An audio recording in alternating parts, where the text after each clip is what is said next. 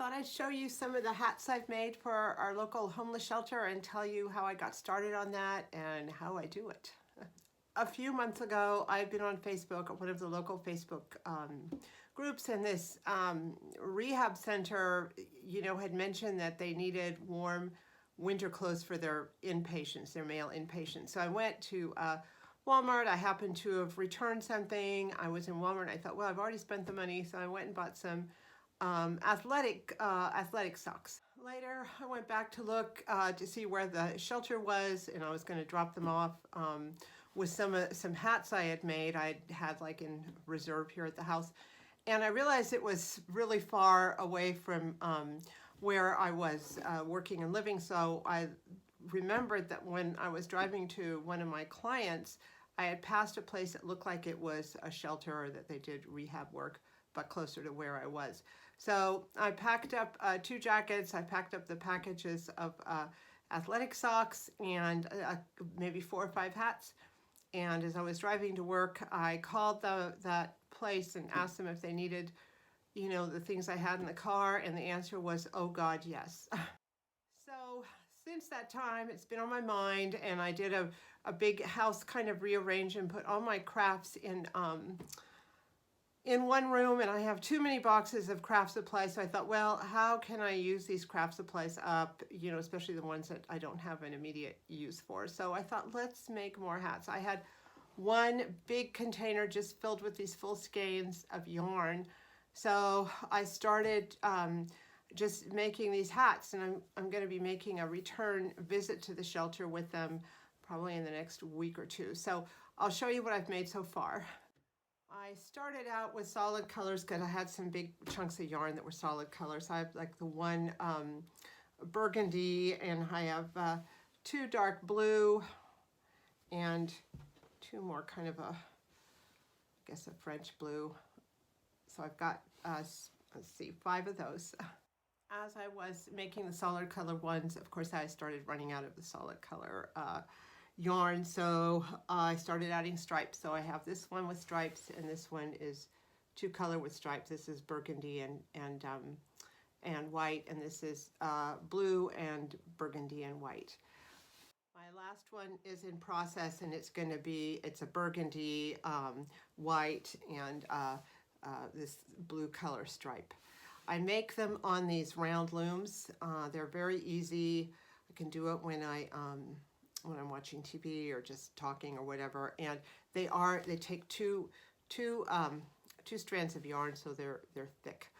A lot of people do these looms and they do a really good job, and their stitches are really even, and mine are not. For some reason, I can't get the tension straight on these ever. I do knit with 2 needles, and with the 2 needles I do fine, but with this I don't. So they're maybe a little bit rough looking, but they are warm, and with 2-ply they're very warm, and so I figure, well, somebody will find some use for them, even if they're not maybe top-notch in appearance, but they are warm. The striped ones are a little harder, a little more time-consuming to make because there's all these ends from ending one color and ending the other color. When you have a solid color one, you just have the starting thread and then the ending thread, and so you can finish them up quicker.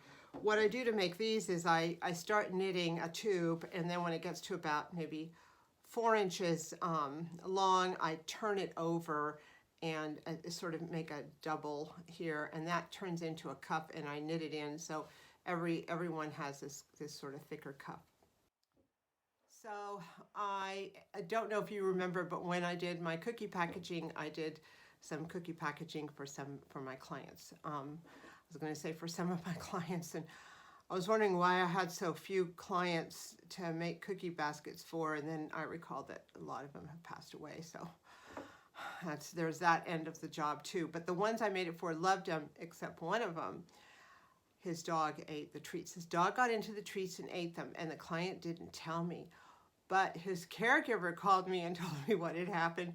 So I called my client up last week and I said, listen, I heard what happened with the treats, that the dog ate them, and he started to laugh. And I said, how would you feel if I came over and brought you some new treats, just like a bag full of chocolate brownies? So he thought that was a good idea.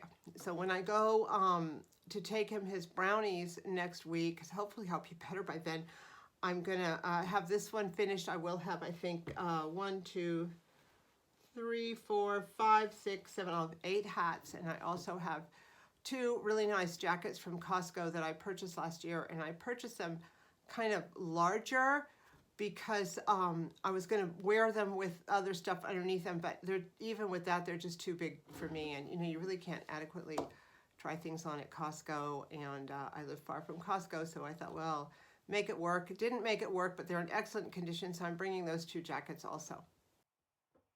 So that's the plan. I'm going to go next week up to visit my client, bring him some brownies. And on the way back, I'm going to call the shelter, stop there, and run in with the jackets and the hats, and hope that they help somebody who needs it. And believe me, it's very cold here, and chances are they will need it. So anyway, that is what I've been up to these last few weeks. I'm pretty much out of yarn at this point.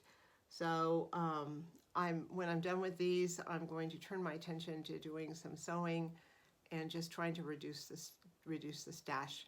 And I'm really happy I came up with this idea, at least for reducing the yarn stash. So that's one of my winter activities, and hope you're all doing well, and thank you so much for watching.